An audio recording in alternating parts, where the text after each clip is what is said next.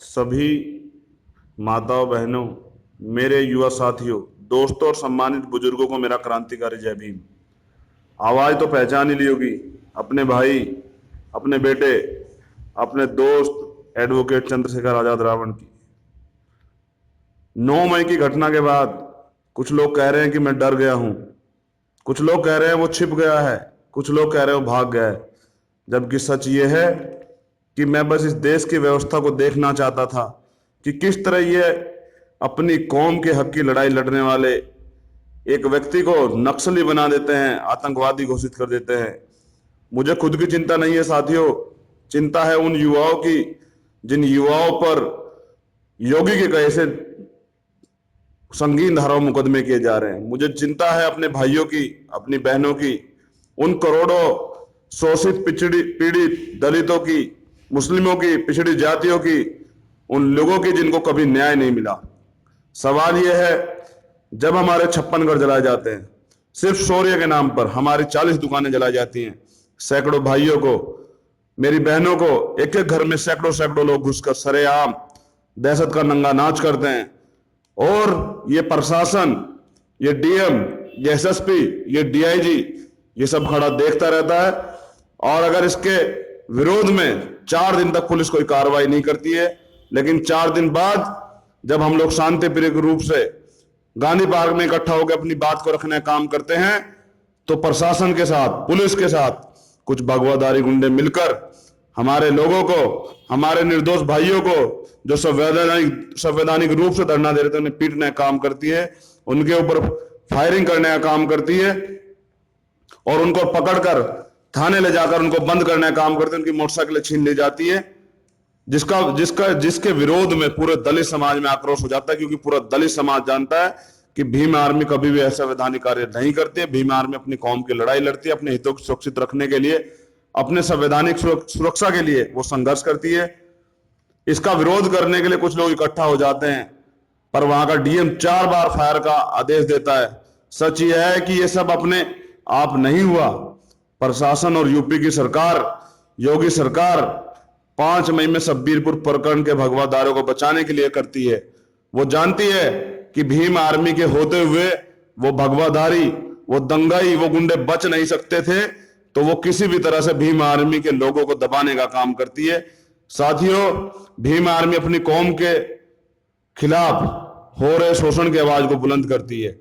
ये आवाज अकेले चंद्रशेखर और भीम आर्मी की नहीं है, ये पूरे विश्व में रह रहे दलितों की आवाज है। ये मुझे मुकदमे में फंसाकर इस आवाज को दबाना चाहते हैं, जो हो नहीं सकता। मेरे शरीर में जब तक एक एक लहू का कतरा रहेगा, अन्याय के खिलाफ संघर्ष जारी रहेगा। आज इस घड़ी में आपके भाई, आपके बेटे, आपके दोस्त एडवोकेट चंद्रशेखर आजाद को आपकी जरूरत है। शोषण के खिलाफ इस लड़ाई में मेरा साथ दें।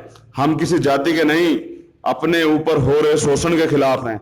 आपका भाई आपसे निवेदन करता है कि 20 मई तक आप जहां भी रहते हो, जिस जिले में रहते हो, जिस प्रदेश में रहते हो, जिस गांव में रहते हो, अन्याय के खिलाफ ज्ञापन जरूर दें, प्रशासन को सूचित कराएं।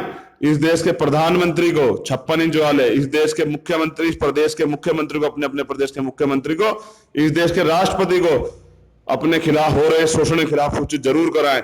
और 21 मई दिन रविवार जंतर मंत्र पे आपका भाई आपका इंतजार करेगा और उम्मीद करेगा कि उस दिन दिल्ली में संविधान के दायरे में एक इतना बड़ा संवैधानिक धरना होगा कि पूरी दिल्ली में सिर्फ अंबेडकरवादी दिखाई देंगे, दूसरा कोई दिखाई नहीं देगा। हम लोग बाबा साहब के अनुयायी हैं, संविधान में पूर्ण आस्था रखते हैं, संविधान का पूर्ण पालन करते हैं।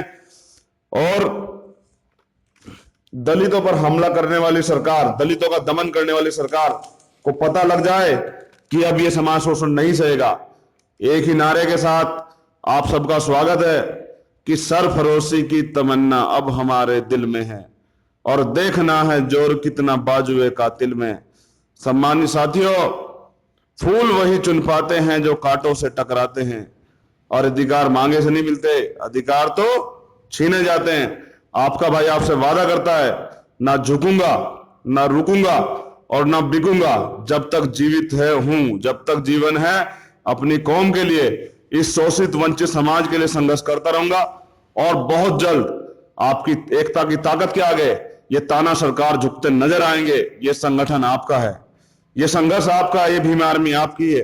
अब इसे चलाना कैसे है, अब इसे चलाना है या बैन करवाना है, ये आपको तय करना है। याद रहे 21 मई को सुबह 10 बजे जंतर मंतर पे आपका भाई आपका इंतजार करेगा। और मीडिया के लोगों को भी मैं कहना चाहता हूं कि मुझे नक्सली घोषित करने से अच्छा, अगर आप मानवता जरा सी भी बाकी है तो आप याद करें कि भीम आर्मी किस तरह काम करती है। भीम आर्मी वंचितों की लड़ाई लड़ती है जिन्हें कहीं न्याय नहीं मिलता। भीम आर्मी उन मुद्दों को उठाती है जिन्हें कहीं से न्याय की उम्मीद नहीं होती। अगर आप जानते हैं, भीम आर्मी इस देश का जब कोई शहीद होता है, कोई सैनिक शहीद होता है, उसके लिए कैंडल मार्च करती है। जब कोई दुर्घटना में ग्रसित हो जाता है उसके लिए बहुत सारे कैंप लगा के उसकी सहायता करती है। जिस बहन की शादी में दिक्कत आती है उसके लिए एक चंदा इकट्ठा करके उसकी शादियां कराती है। तो मैं कहना चाहता हूं कि आप लोकतंत्र के चौथे स्तंभ हैं, आप भी मानवता का परिचय दें और मुझ पर झूठे आरोप लगाने के बजाय एक बार सच्चाई को दिखाएं कि अगर ये प्रशासन और ये योगी सरकार 5 मई को जिन लोगों ने 65 घर जलाए, 56 घर जलाए, जिन लोगों ने 40 दुकानें फूंकी, 5 घंटे नंगा नाच किया तलवारों और हथियारों के दम पे, मेरी बहनों का अपमान किया, मेरे भाइयों को काट कर जलाकर, उनके घर जलाकर उनको अस्पताल भेज दिया। 15 लोग जिंदगी और मौत के बीच लड़ रहे हैं। अगर जितनी मुस्तैदी से भीम आर्मी के लोगों को दबाने का प्रयास, अगर इतनी मुस्तैदी से कार्रवाई उन लोगों के ऊपर करती तो मुझे लगता कि आज ये नौबत नहीं आती, इस प्रदेश में दलितों में इतना आक्रोश नहीं होता। मैं अपने भाइयों से कहना चाहता हूं कि साथियों, अब समय आन पड़ा है इस देश में अपने हितों को सुरक्षित रखने के लिए, संवैधानिक अधिकारों की सुरक्षा के लिए, इस देश के संविधान की सुरक्षा के लिए कि एक हो जाओ। आज वो घड़ी आन पड़ी है कि आप लोगों को एक होना पड़ेगा। आपका भाई आपसे वादा करता है कि कभी आपको निराश नहीं होने देगा, कभी आपके सम्मान को झुकने नहीं देगा। ये स्वाभिमान की लड़ाई जब तक जीवित है लड़ता रहेगा। आजाद जिया था और आजाद मरूंगा। एडवोकेट चंद्रशेखर आजाद रावण आपका इंतजार करेगा 21 मई को सुबह 10 बजे जंतर मंतर दिल्ली पे। जय भीम, नीला सलाम, जय भीम आर्मी।